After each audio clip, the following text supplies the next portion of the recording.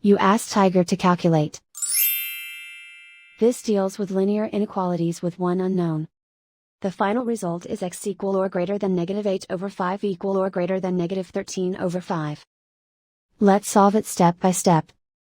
Group all constants on the right side of the inequality. Subtract 3 from both sides.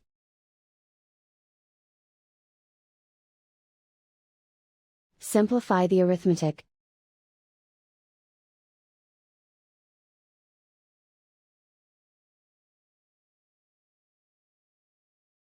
Isolate the x. Divide both sides by 5.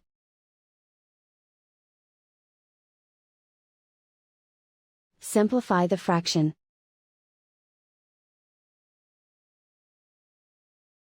Plot the solution on a coordinate grid.